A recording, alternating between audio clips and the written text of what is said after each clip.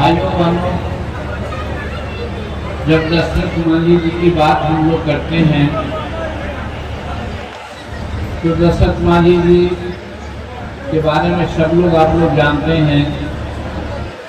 उन्होंने पक्का इरादा ठान लिया था, जिसकी चर्चा जो मंच पर भी सुना आपने कि जब तक तोड़ेंगे नहीं तब तक छोड़ेंगे नहीं। ये बहुत बड़ा मंत्र हम लोगों को दिया है और ये मंत्र पुराना है लेकिन भूल गए थे, उसको उन्होंने तरोताजा किया है और पहाड़ को उन्होंने पूरा रास्ता बनाया। पहाड़ तोड़ने के बाद दो प्रकार की बात आई है। कुछ लोग जो सिनेमा वाले हैं इसमें प्यार और मोहब्बत की कहानी मानते हैं कि उनकी पत्नी पानी ले जा रही थी, घोड़ा टूट गया तो दशरथ बाबा ने ठान लिया कि मेरी पत्नी का घोड़ा टूटा है, वो रो रही है तो हम पहाड़ को तोड़ देंगे। यानी पत्नी के याद में, पत्नी के प्यार में, पत्नी के अफसोस या सुख दुख में साथ होकर उन्होंने ऐसा किया गया। एक पक्ष, लेकिन उसका दूसरा पक्ष ये है जो मैं समझता हूँ और जानता हूँ। पहले सिनेमा बनाने वाले लोग सिनेमा बना करके पैसा कमा रहे हैं और हमारे लोग भी पड़ जाते हैं चक्कर में। लेकिन दूसरी बात ये है कि बाबा पहले से ही पहाड़ तोड़ रहे थे। उनको पानी पिलाने के लिए उनकी पत्नी पानी ले जा रही थी, वो गिर गई, लटका फट गया, ये अलग बात।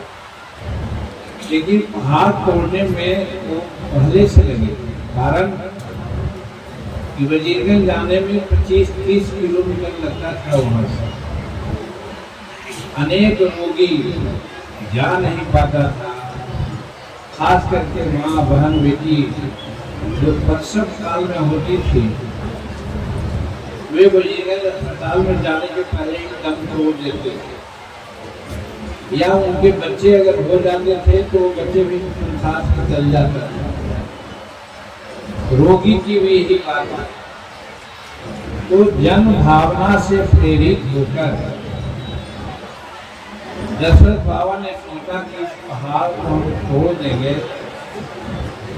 ताकि वजीरगंज जाने में चाहे अस्पताल हो, बाजार हो, उससे मजबूर डेली काम करने के लिए वजीरगंज जाते थे, उनको आने जाने में सुविधा होगी, जिसको रेहड़ी मजदूर भी कहते हैं। तो जन भावना से प्रेरित होकर उन्होंने काम किया। इस बात को लोग भूल जाते हैं।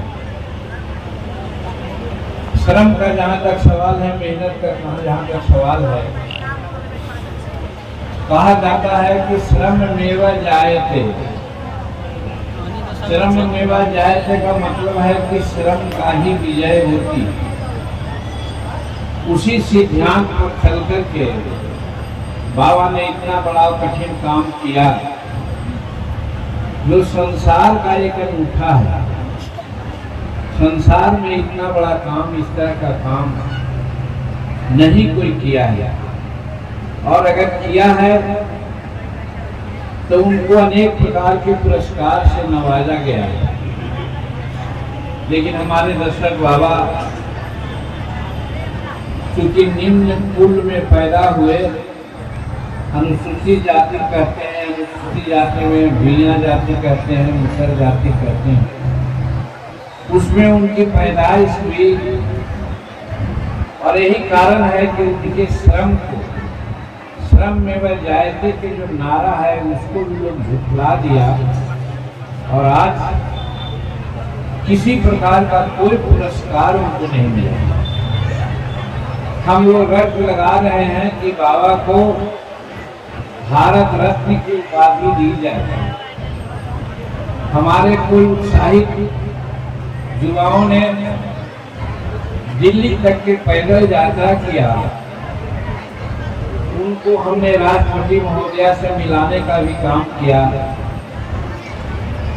गए चले थे तो 11-12, लेकिन वहां पहुंच गए 50 की संख्या में, और सब मिलकर के महामहिम राष्ट्रपति महोदया से हम लोगों ने गुहार लगाई कि बाबा दशरथ को राष्ट्रपति पुरस्कार दिया जाए।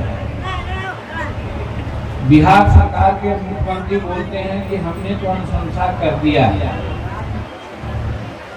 मैं नहीं जानता कि अनुशंसा किए हैं कि नहीं किए हैं, लेकिन हमको विश्वास करना चाहिए जब मुख्यमंत्री कहते हैं कि अनुशंसा कर दिया है। तो भारत सरकार के पल्ले में पड़ी हुई ये बात कि उनको भारत रत्न की उपाधि दी जाए। तो हमारा कहना है कि बाबा का एक कठिन काम तो प्यार मोहब्बत में नहीं होता, जिसकी चर्चा ज्यादा आजकल सिनेमा वाले लोग करते हैं और सिनेमा बना बना के पैसा कमाते हैं। उनका मकसद था सामाजिक सेवा भावनाओं से ओतप्रोत होकर के पहाड़ को तोड़ करके ओरिजिनल जाने की दूरी कम कर देना उनका मकसद था। उसी में लगे थे, भूखे प्यासे लगते थे, उनकी पत्नी खाना और पानी ले जाती थी। इसी क्रम में पत्नी उनकी गिर गई, मटका फूट गया, वो भी एक बात है। लेकिन वही एक बात नहीं है कि मटका फूटा और तब उन्होंने सोचा कि हम इस पहाड़ को तोड़ दें, ऐसी बात नहीं। इसलिए विषय को गंभीर बनाने के बजाय विषय को प्यार मोहब्बत की बात में उन्होंने बना दिया। हो सकता है इसी के चलते इनके परिश्रम को आका कम जा रहा है। इसलिए अभी हाल में जब 17 अगस्त को महोत्सव मनाया जा रहा था, हम ही मुख्य अतिथि थे, और जब हम ही मुख्यमंत्री थे तो महोत्सव भी प्रारंभ कराया था। तो उस दिन भी इसी चर्चा हमने की है।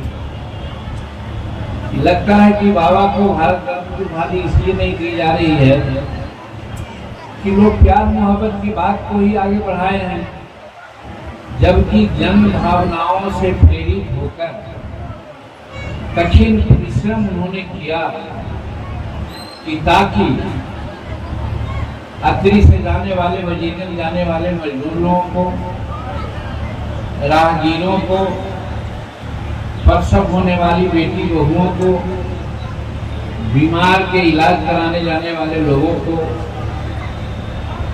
या पशु चलाने वाले लोग जो उस बार जाकर के चला सकते थे, पहाड़ टांग करके नहीं जा सकते थे, उन सबको भी लाभ करने के लिए बाबा ने ऐसा किया। तो आज बाबा को हम श्रद्धांजलि देते हैं और मीडिया के माध्यम से कहना चाहते हैं कि बाबा ने कोई प्यार के चलते वैसा नहीं किया था। बाबा ने सामाजिक भावनाओं से प्रेरित होकर के श्रम को उन्होंने लगाया और श्रम में वह जायजे के नारा को बुलंद करने का प्रयास किया। लेकिन दुर्भाग्यवश श्रम में वह जायजे के नारा को बुलंद करने वाला लोग को आज तक हम पुरस्कृत नहीं किया। तो आज के दिन में उनके बारे में मैं यही कहना चाहता हूँ। और मेरे भाइयों बहनों,